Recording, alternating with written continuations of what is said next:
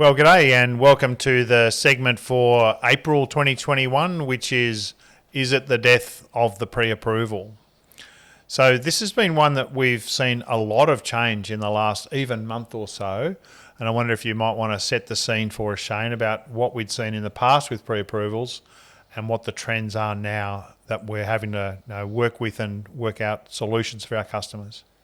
Yeah, I think as we've seen in recent times, lenders' turnaround times have been a little bit slower. And Shocking.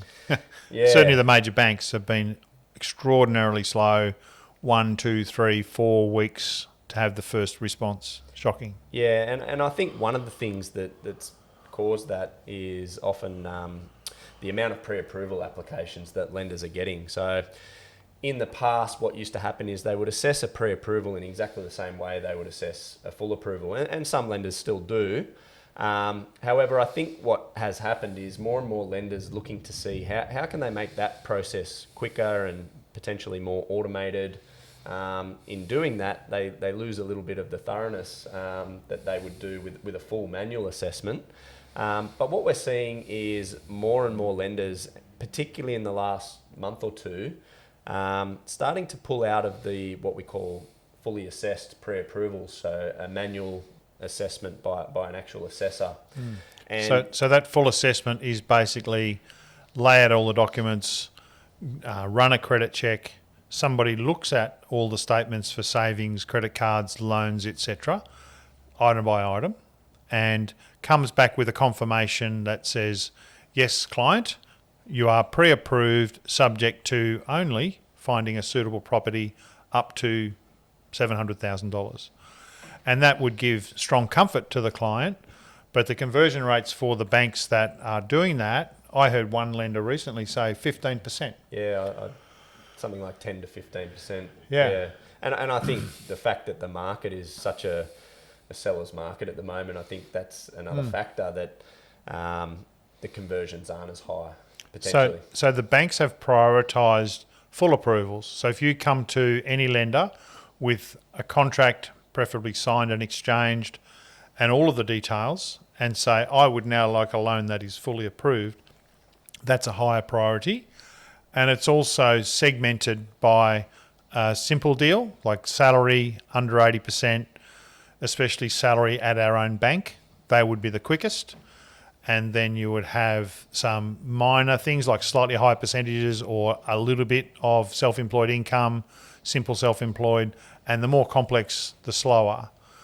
So, but that pre-approval, the fully assessed pre-approval, a little bit like we just talked about in the episode 8 of Hacks segment, all of the data is now giving much more certainty to the lenders about credit reporting. So the conduct of clients' file, the conduct of clients' statements and all accounts in the last 2 years, that they would already have run a credit check, that they would have looked at items like probation or not, what percentage, how long have you been at that address, how long have you been in that job, and there's no real surprises out of that. So they probably feel that the data-based pre-approval is a pretty strong pre-approval.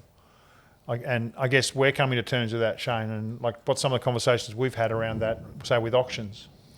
Yeah, so I guess with more and more of the comprehensive credit reporting and more reliance on that from lenders, it is a stronger pre-approval automatic than it probably was previously. And then, yeah, I guess at the end of the day with going to auction, yeah, there is a risk. But yeah, what's a pre-approval and what's the expectation of the borrower in terms of what their pre-approval, how far should or shouldn't it be assessed? And then can you blame banks for prioritising full approvals? Well, they've sort of got to make it work in a cool-off for people who have exchanged. So there's an element of that as well. So we get the bank's perspective to a point.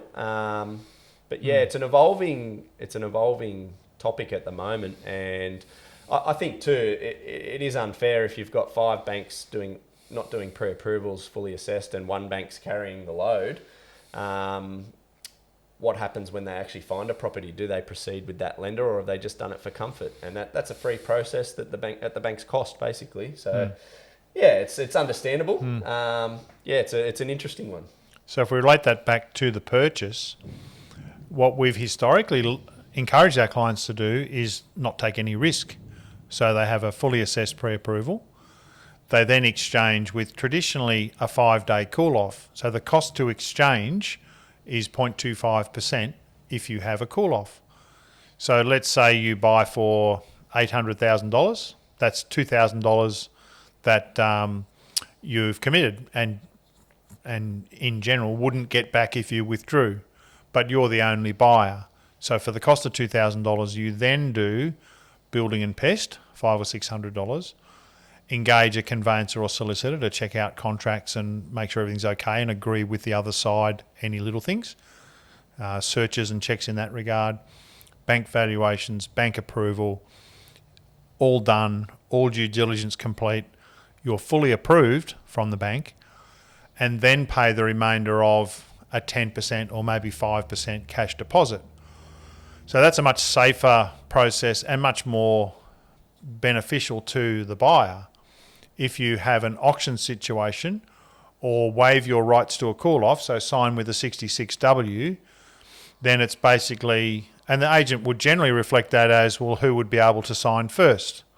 And we would need you to sign a 66W, but essentially means crash loading all of that at the front and how much risk or not do you accept, including, say, an auction where you would want to have a building and pest done, or often the agent will have one available for an auction property.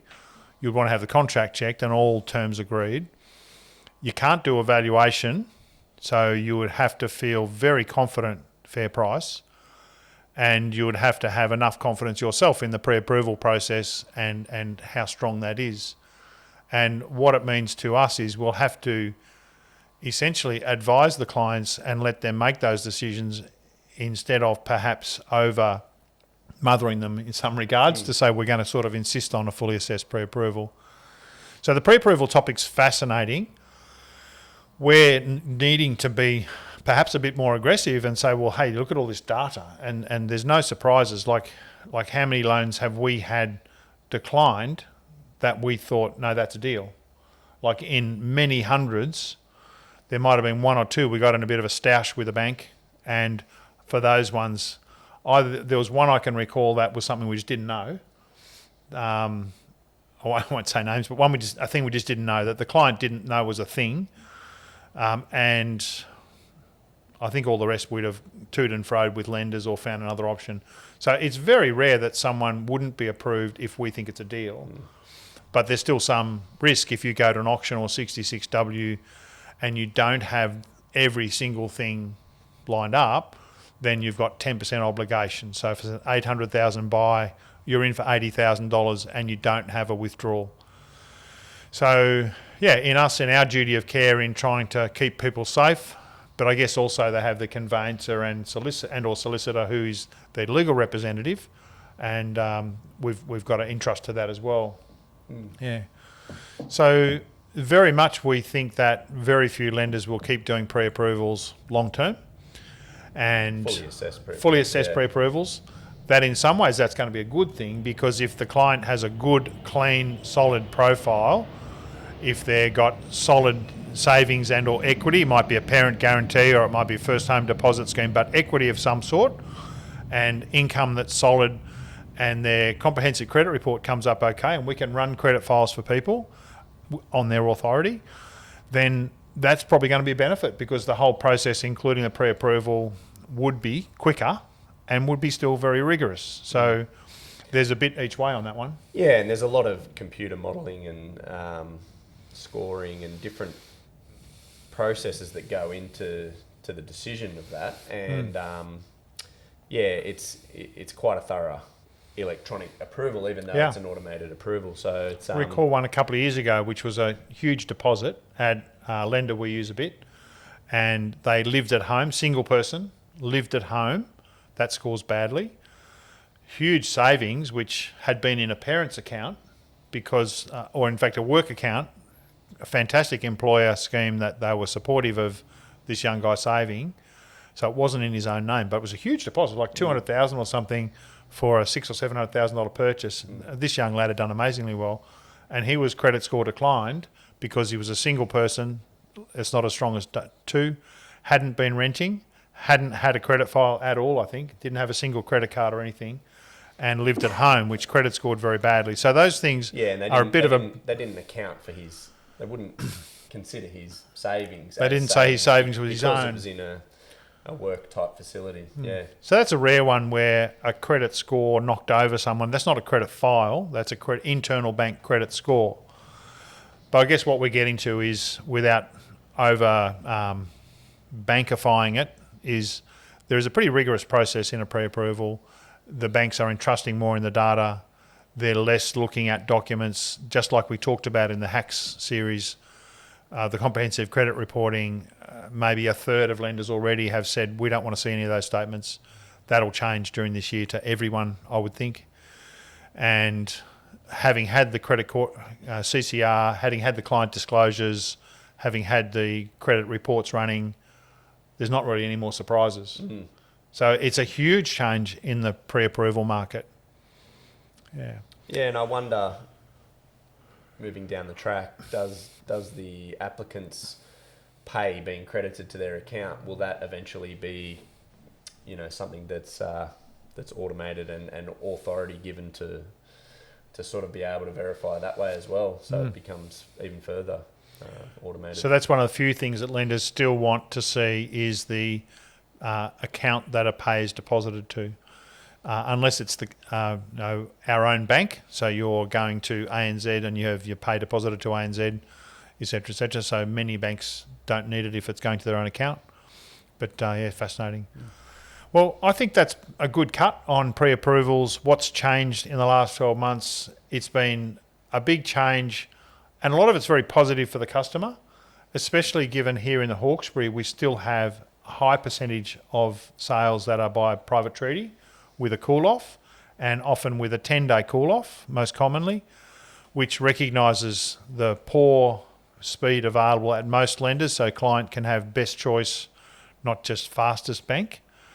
So the sort of gentlemanly exchange, which I think very few of them fall over. So I think the agents in our area have confidence that a private treaty is a good thing, but many areas it's heavily auction and 66W. Even, for example, Bathurst, we were talking to an agent colleague the other day, 90% of sales in Bathurst are now either auction, which is half, or another 40% are 66W. So when you exchange with no cool-off, extraordinary. And inner city, inner south, inner west, North Shore, northern beaches, they're pretty much all 66W and auction. So it's great that our area has a bit more of a traditional approach. It's certainly good for the buyer, and I don't think it's bad for the seller to have the buyer able to move quicker towards an exchange. Let's check the contract. Let's show goodwill. We're already pre-approved through Loan Market Richmond. Let's do that exchange and get the due diligence sorted and make a decision that gives everyone confidence. So I think that's a great run on pre-approvals. Fascinating, the changes. It's a fast-moving world. This is also the end of episode 8 of Home Loan Hacks. It's great to share our thoughts with you, and I trust that you and yours are well.